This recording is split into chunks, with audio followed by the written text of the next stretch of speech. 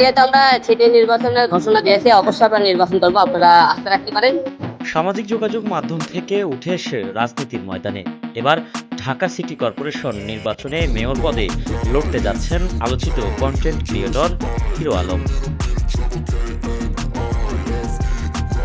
গত রোববার নিজেই এই তথ্য নিশ্চিত করেছেন হিরো আলম। তিনি জানিয়েছেন, এবার দলীয় প্রতীক নিয়ে নির্বাচন করার পরিকল্পনা করছেন তিনি।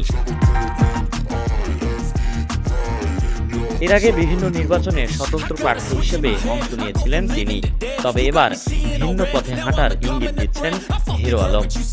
সংগঠিতভাবে রাজনীতিতে সক্রিয় হওয়ার লক্ষ্য নিয়েই তার এই সিদ্ধান্ত। ঢাকা উত্তর নাকি দক্ষিণ এখনো চূড়ান্ত হয়নি কোন সিটি কর্পোরেশন এলাকা থেকে তিনি নির্বাচন করবেন, তবে বিষয়টি নিয়ে ভাবনা চিন্তা করছেন বলে জানা গেছে। রাজনৈতিক অঙ্গনে নতুন এই পদক্ষেপকে ঘিরে তৈরি হয়েছে আলোচনা, কারণ সামাজিক মাধ্যমে জনপ্রিয়তা পাওয়া একজন কন্টেন্ট ক্রিয়েটরের নির্বাচনে অংশ নেওয়া এটি নতুন ধরনের বাস্তবতার প্রতিফলন।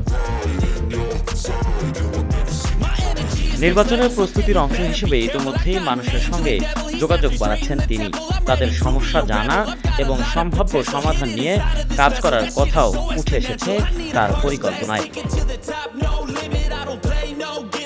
এদিকে কোন রাজনৈতিক দল থেকে তিনি নির্বাচনে অংশ নেবেন সেটি এখনো নিশ্চিত হয়নি, তবে একাধিক দলের সঙ্গে আলোচনা চলছে বলে জানিয়েছেন hero Alam. Desk report, RMB news.